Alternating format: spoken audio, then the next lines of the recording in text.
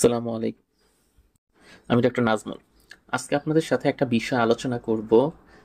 বিড়ালের বাচ্চার বয়স ১ মাসের বেশি হয়ে যাওয়ার পরে কি খাবার দিতে হবে, বা ওর খাবারের আগ্রহ কেন থাকে না এই সময়ে, এই সম্পর্কে বিস্তারিত জানার চেষ্টা করব। আমাদের কাছে খুব একটা কমন সমস্যা আসে যখন বাচ্চা থেকে একটু বয়সের দিকে যাওয়া শুরু করে, তখনই হচ্ছে বিড়ালকে তারা কি খাবার দিবে বা কতদিন পরে হচ্ছে সলিড খাবারটা দিবে এই বিষয় সম্পর্কে ধারণা নেওয়ার জন্য অনেক প্রশ্নই আসে। তো আজকে সেটা নিয়ে কথা বলবো বলে ভাবছি। আর এই সময়টাতেই অনেক বিড়াল দেখা যায় যে খাওয়া দাওয়া বন্ধ করে দেয়, তারপরে হচ্ছে শরীর গরম হয়ে যায়, এই সমস্যাগুলো ফেস করে। এগুলোই বা কেন করে সে সম্পর্কেও জানবো।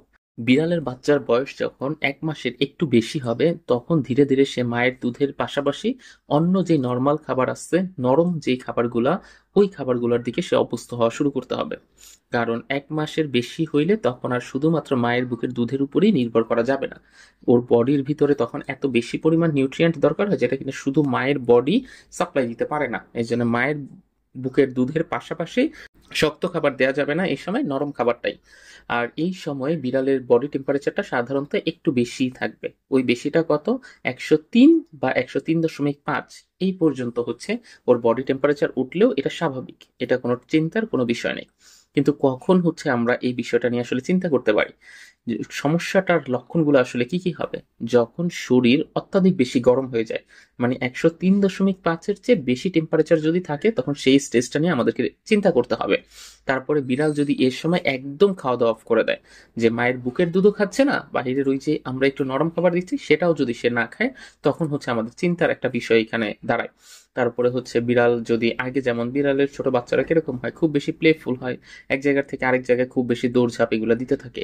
ও যদি এই সময় খুব বেশি নিস্তেজ হয়ে যায়, ও যদি খুব ঘন ঘন নিঃশ্বাস নেয়, চোখ মুখে লাল লাল একটা ভাব চলে আসে, চোখ দিয়ে পানি পড়তে থাকে, তারপরে পাতলা পায়খানা বা বমির সমস্যা তৈরি হয়, তখন হচ্ছে আপনি এই বিষয়টা চিন্তা করতে পারেন যে হ্যাঁ, এটা হয়তো বা তাহলে ভাইরাল ইনফেকশন হইতে পারে, অথবা প্যারাইন ইনফেকশাস পেরিটোনাইটিস হইতে পারে, বা অন্য ব্যাকটেরিয়াল জনিত জ্বরও হইতে পারে। তখন আপনি হচ্ছে আনুষঙ্গিক বাদ বাকি বিষয়ের দিকে চিন্তা করবেন। কিন্তু যদি এই লক্ষণগুলা না থাকে, যে জ্বর জ্বর ভাব, না খাওয়া, নিস্তেজ লাগা, ঘন ঘন নিঃশ্বাস, চোখ মুখ দিয়ে পানি পড়া এবং লাল হওয়া, পাতলা পায়খানা এবং বমি, এই সমস্যাগুলো না থাকলে আপনার দরকার নেই।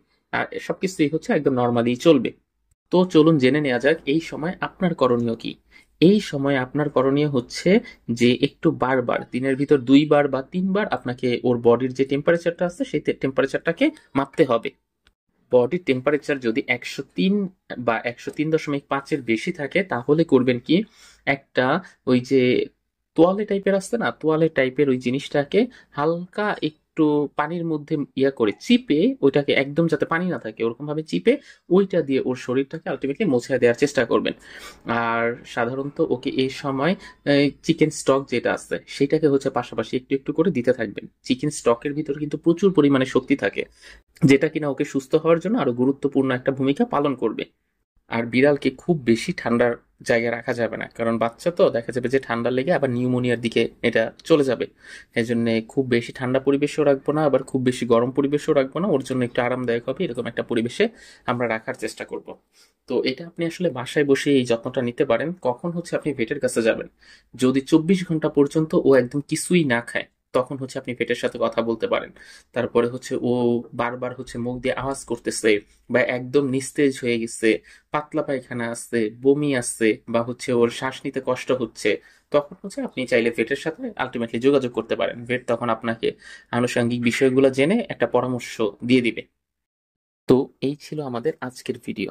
আশা করি ভিডিওটি আপনাদের ভালো লেগেছে এবং ভিডিওতে যেই টপিকটা সম্পর্কে আলোচনা করেছি আপনারা সেটা খুব সুন্দরভাবে বুঝতে পেরেছেন।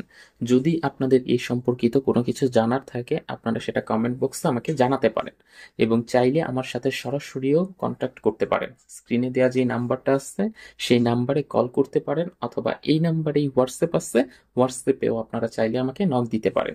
আমি চেষ্টা করব আপনাদেরকে যে কোনো সময় সার্বক্ষণিক সহায়তা করার।